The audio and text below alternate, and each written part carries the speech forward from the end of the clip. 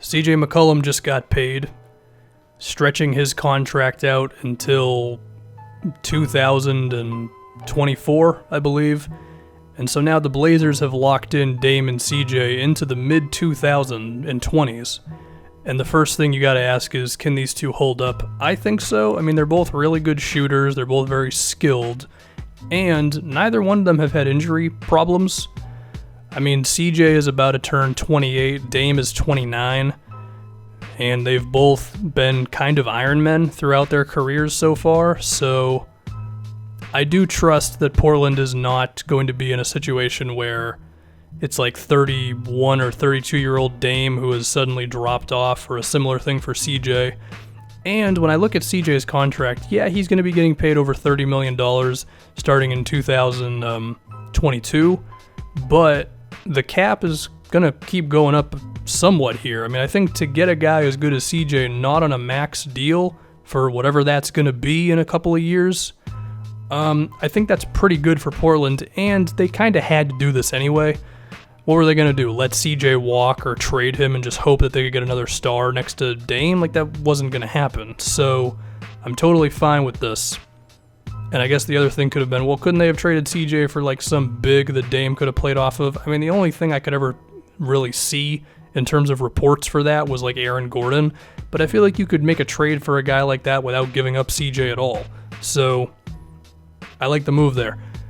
The other thing to appreciate with this is that the Blazers are just committing to consistency, right?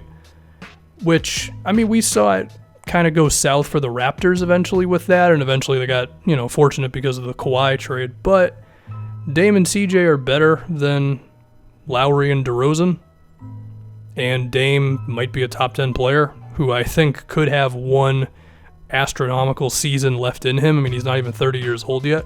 So I like the signing, and I like committing to these two long term.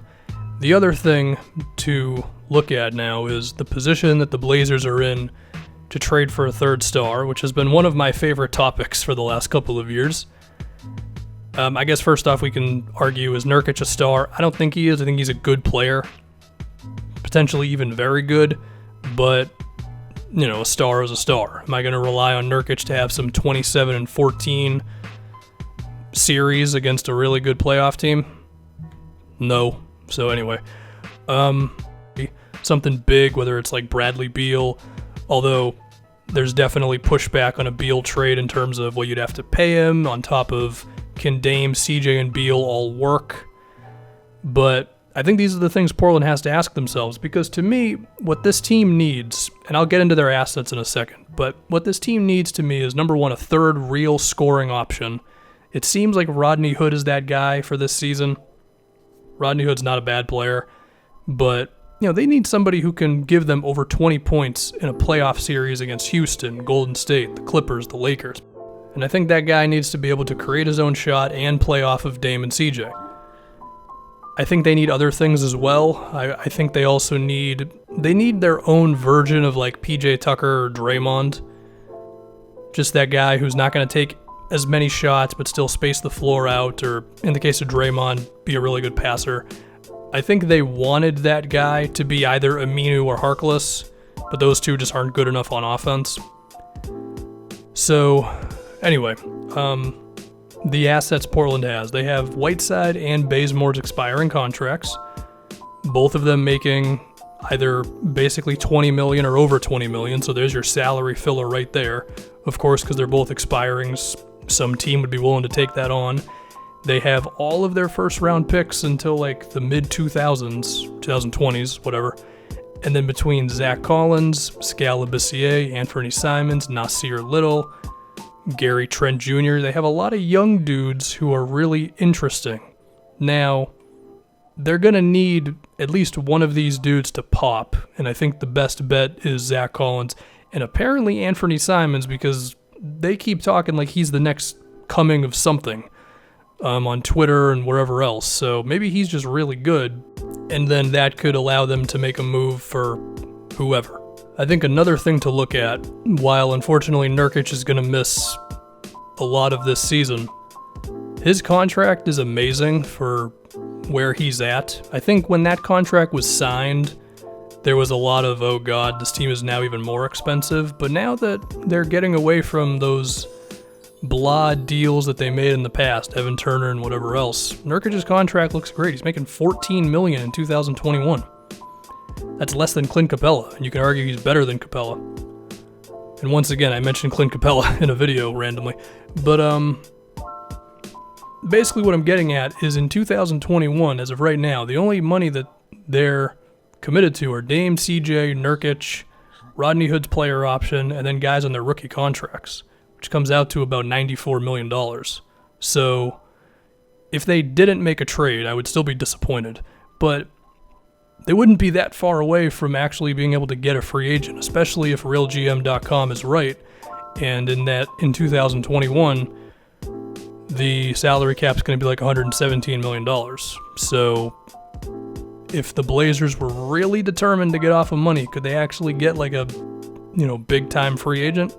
It's a possibility, and just the consistency that they've had for the past few seasons, I'm sure that'll help their case. I mean, we just saw the Brooklyn Nets benefit from that with getting Kyrie and Kevin Durant.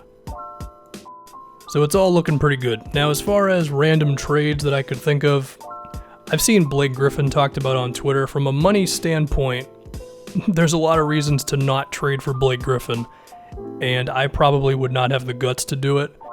I also don't really think the Pistons would trade Blake Griffin. They seem to be going all in on the team they have. There is Kevin Love as well. He just got hurt for damn near the whole season, so that would stop me from wanting him. Talking about Bradley Beal, again, I think they definitely have the assets for it, but the obvious question is, would they just be too small? I mean, Beal's like 6'5", and I don't think he's bad defensively, and Dame and CJ have both gotten better, but at a certain point, you are just a little too small, so that's a thing. But from a skill standpoint, that would be pretty damn awesome. I mentioned Aaron Gordon earlier. Obviously, he's not as good as Beal and Blake, but that's a potential move. Depending on what the Thunder want to do with this season, Gallo, I think he definitely fits in with what the Blazers want, and he just had his best season for the Clippers, but there is a fear that he's going to get hurt. There is LaMarcus Aldridge, crazy enough. At least I've seen it passed around on Twitter. I mean, the thing with Aldridge is I just don't know if he'd want to set a million screens for Dame and CJ all the time. I feel like he kind of wants the ball still, and I don't know.